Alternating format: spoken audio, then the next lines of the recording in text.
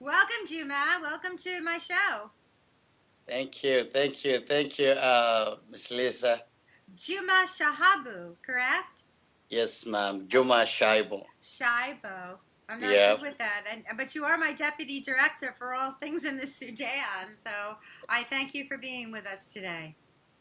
thank you so much. Thank you so much, Lisa.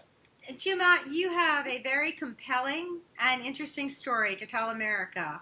You are a refugee from Darfur. And that is what I want to focus on today, and how you came to be a source for us for the Queen Esther Project that is working to educate against tyranny and genocide of vulnerable populations in the Middle East and in North Africa currently. Juma, you're in the United States since what year? What year did you come to the United States? Yeah, I arrived to the United States in 2014. And your English is fantastic, Juma. Thank you so much. I came as a refugee and I moved here with my family, and we left a lot of things back home, but people are really suffering. Mm-hmm. But Queen Esther Project is important. That's giving out education to the American people in a different ways, in Yes. a terms of how people can come together and feel for the feelings of other people who have been massacred and suffering in the parts of the world. So Queen Esther is lovely project that if all of us can unite and put our hands together, it will change lives of the innocent children, innocent women, pregnant women, elderly people. Yes. Though we don't have all elderly people in Sudan or in South Sudan because of the war, because of genocide, because of the massacre, because of the atrocities, and because of war crimes, Queen Esther is willing to support and help and move out with the help of all the donors that we expect them to come in and join their hands and support Queen Esther for this project or for their pennies to reach out to the needy people But in you Sudan. and I thank you for that, Juma. But your story is so compelling because you escaped genocide, but you lost many family members in Darfur. You know, Juma, the United Nations describes the Sudan region in Darfur as one of the world's worst humanitarian tragedies. There was a Yes. lot of emphasis on Darfur back in the 90s. Now, not so much. We don't hear that there are 2.3 million people displaced, homeless, living in refugee camps, living and hiding in the Nuba Mountains. I want to hear of your experience in Darfur, what you have seen in the 90s, and where has that taken us today? How come things have not improved if the United Nations calls it one of the worst humanitarian crises of our lifetime? Yeah, actually, United Nations gave a lot of report out, but no action was taken, especially to stop those incident of genocide that's happening till today, and the women's who are raped. Action are not taken by the international community, Mm-hmm. or as our former president Barack Obama promises that in the first 90 days that he was going to be in the office, he's going to stop genocide and no Yes. child will die in Darfur. And that's by his mouth. He just said that. But unfortunately, nothing had happened and more massacring continues. The really problem of Darfur started in 2003. I have live picture. I've been in all those wars. I've been treating people. I've been carrying people from bed to bed. From others are dying on my hands during the practical when I'm stitching them, when I was removing their bullets out from their body. It's so hard to see these people are dying in my hands, Ah, and I'm also shedding tears with them. That's one thing, but nobody is willing to support and help that in terms of stopping Arabs not to continue genociding the people of Darfur, Nuba Mountain, and Blue Nile. We have 2 million people to 10 million, 10,000 to 10 million people displaced. but nobody is willing to say, hey, what is the cause of this displacement in those ends? We have people in Nuba Mountain, we have people in Blue Nile, we have people in Darfur, all over South Sudan. We have Darfurians that are moving, running from the war in Darfur.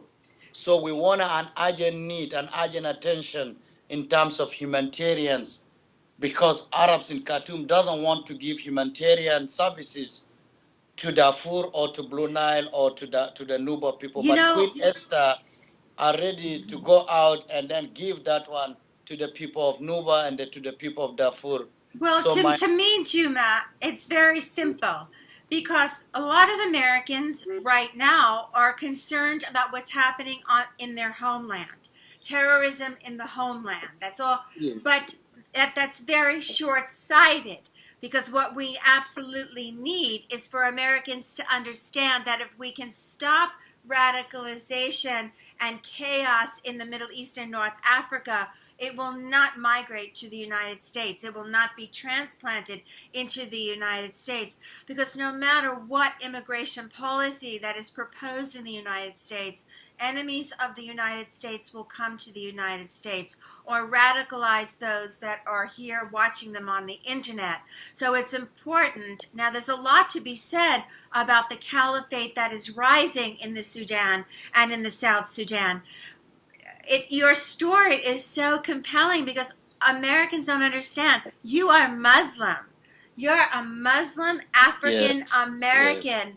You are a black man, Muslim black man that was being massacred. Your people were being massacred because by other Muslims, not because of anything else but the color of your skin.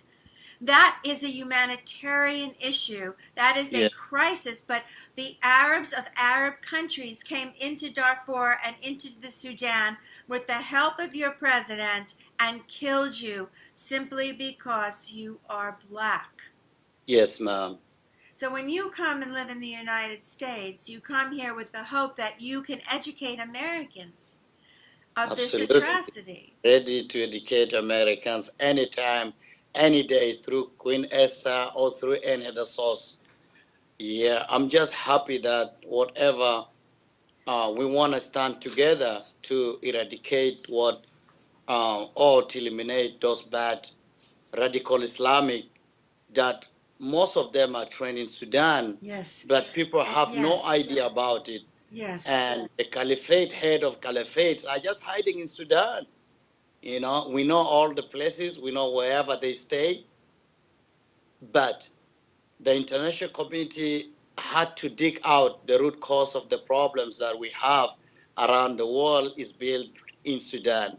Because Osama bin Laden, he was hiding there for 30 and 40 years, all Yes. his time until he created the 9/11. That's Yes. one thing, and that's an evidence.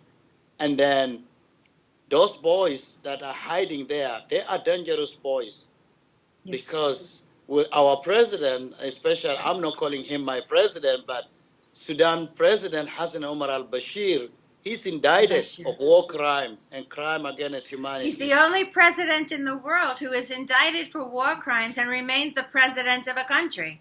Exactly, and no action taken. He moves whatever time he wanna move because he used the resources in Darfur to kill the people in Sudan, in South Sudan, but no action taken. So this is an immediate need that people need to tackle the issues of Sudan. Go and investigate what exactly Khartoum government is doing, because Omar Bashir is sitting on top of each and every evils happening, training Al Qaeda, training Al Shabaab, training of ICC, all done in Sudan. There are some places that we went in. I took pictures live. They have they have to train these people there. Yes, I But know. the world doesn't have idea. America doesn't have idea. Why do you But think it today, is? Why do you think it is? I mean, we are among the first broadcasters on radio or on this format of Lisa Benson TV that brings this to the American people. Why do you think that it's so slow in getting this information out to the American people that we're fighting a caliphate.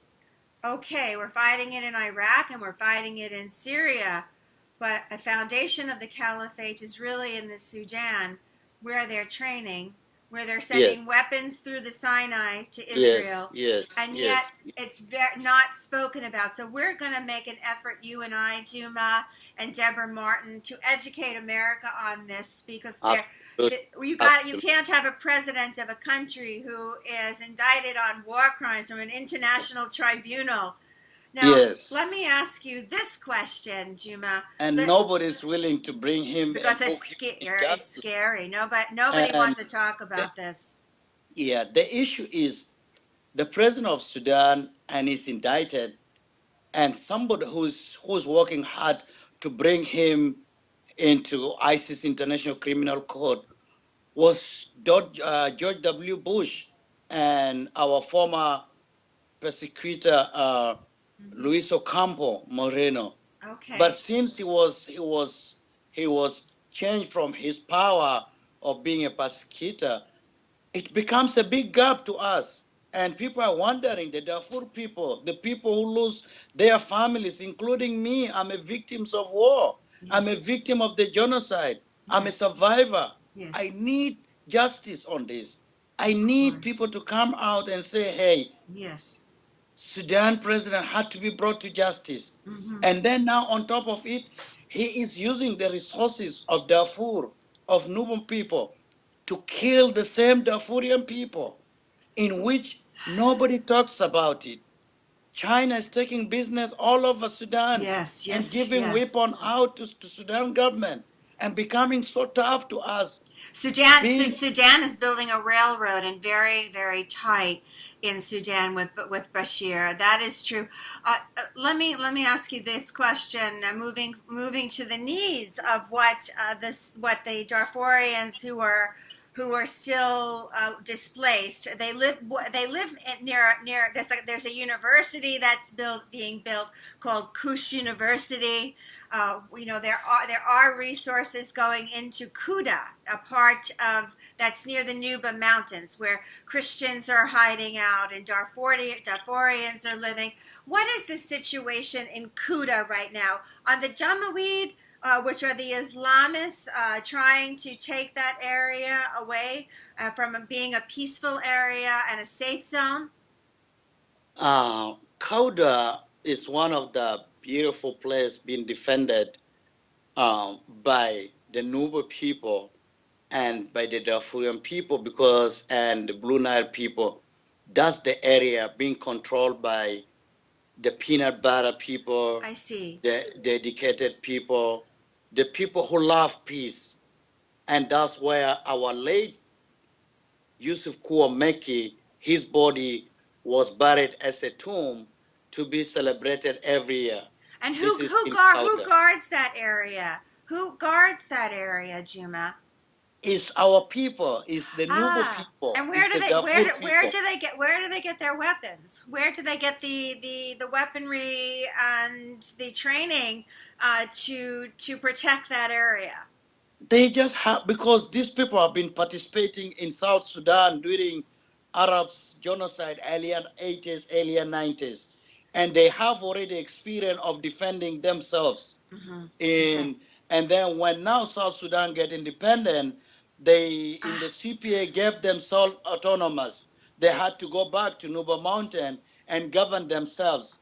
And now during CPA, they cannot sign any constitution while the Arabs are dominating in the side of the north. And then become like a tension till today. They haven't signed any constitution, but there was respecting the CPA, the Comprehensive Peace Agreement of South Sudan and the North Sudan. But since South Sudan moved and gained their independence to become a country, it's becoming hard for us because we have been fighting along with South Sudan to defend the black people. But now, now it's so hard that since they move along, Arabs are coming every day and attacking them. And then they also had to take arms and defend themselves, because if somebody comes and want to take your house, you cannot allow somebody to come in and take your house where and kill your where children. where is the United Nations on all of this, Juma?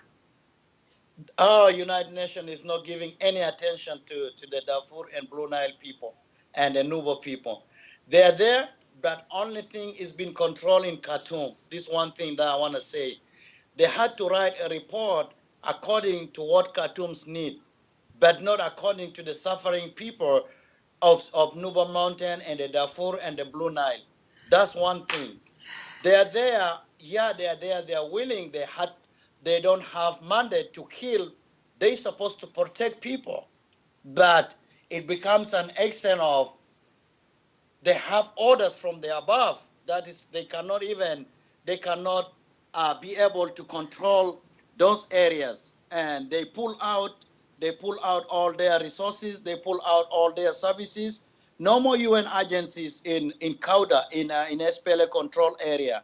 Before SPLA before control area is based in Kauda, and Kauda is. before we conclude this interview, Juma, I want to just reiterate that And then The I want United to just Nations say is something quickly on Kush. okay. Kush State University is one of the initiatives that the Nuba people and myself who came up with that idea, with that dream, and built a Kush State University that is now running off today. I'm from Darfur, but I'm a marginalized person, and I feel like if we have one university among Yes. among millions of people in Sudan will come and learn and build leadership out of that, create development out of that, help themselves, eradicate poverty, and Yes. then build Yes. a research and then hospital and then teach their families to become a moderate people and serve the entire world. You know what, Juma? Israelis knew that when they're in their country too. I mean, Israel has more universities per capita than any other country in the world. A Wow. small country of 7.5 million people has a university everywhere. So when higher education and higher education. So leading us to my last and final question, Yes. we need certain things to happen there in order for the democracy to be sustainable. We want it to be sustainable because it protects the region and thereby protects all free world and the United States of America.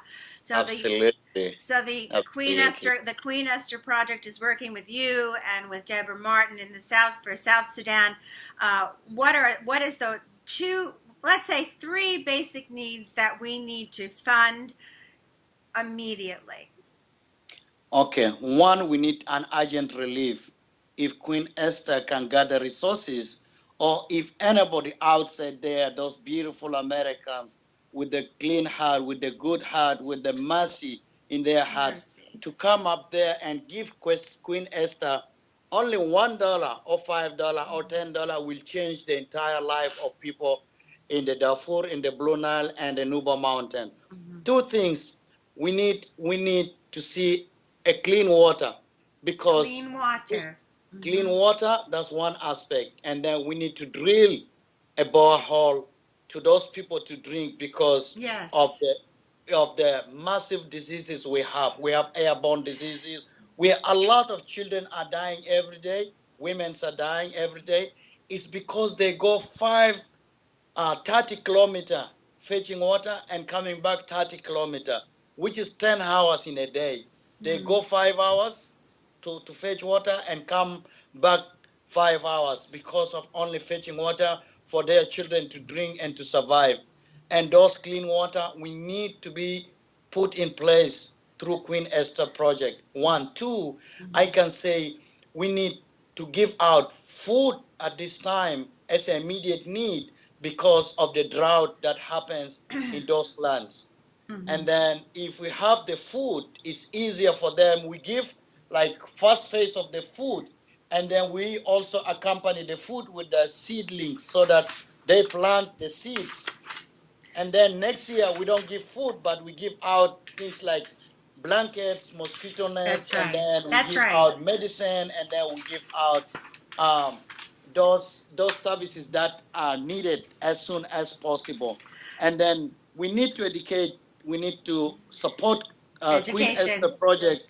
Need to support education in terms of putting their resources of training one person or two people, that's like you have trained the whole world in Sudan. If you train only two people or three people through Queen Esther project, it will give totally different aspect of a life to the people. And in particular, Kushi State University needed to be on the top of the list because that's a self-sustained program, a rehabilitation program that we are looking forward. If we can get funding through Queen Esther, it's going to be easy.